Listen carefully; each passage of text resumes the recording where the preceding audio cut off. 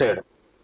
కేసీఆర్కి ఏమన్నా నిన్ననే మనం మాట్లాడుకున్నాం, కేసీఆర్కి కానీ కేటీఆర్ కానీ ఏమంటే బుర్ర ఉంటే ఏం చేయాలి?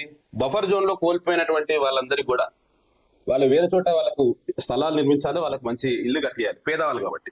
ఎవరైతే మిగిలిన ఉంటారో వాళ్ళ మీద ధర్నా చేయొచ్చు కదా, పోయి ఈడ ఏమంటారు పవర్ ప్రజెంటేషన్ లేకపోతే ఇంకోటి పెట్టే బదులు ఎక్కడెక్కడ ఆ కబ్జాదారులు ఉన్నారో వాళ్ళ దగ్గరికి వెళ్ళి, ఇగో ఈ బిల్డింగ్ ఉన్నది కదా, ఇది కబ్జాలు చేసినటువంటి కట్టినటువంటి ఇల్లు, లేకపోతే ఇది కబ్జాలు చేసినట్టు కట్టినటువంటి బిల్డింగ్, ఇది ఫలానా పేరు మీద ఉంది, దీన్ని ఎందుకు కూల్చేయలేదు?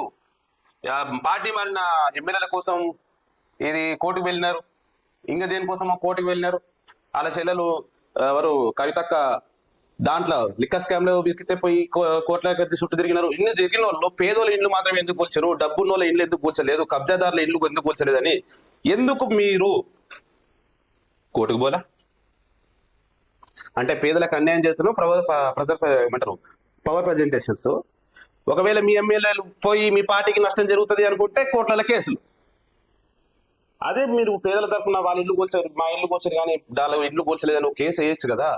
దానికి టిఆర్ఎస్ బీఆర్ఎస్ పార్టీకి సంబంధించినటువంటి వాళ్ళు బాధ్యతలు తీసుకోవచ్చు కదా, తీసుకోరు.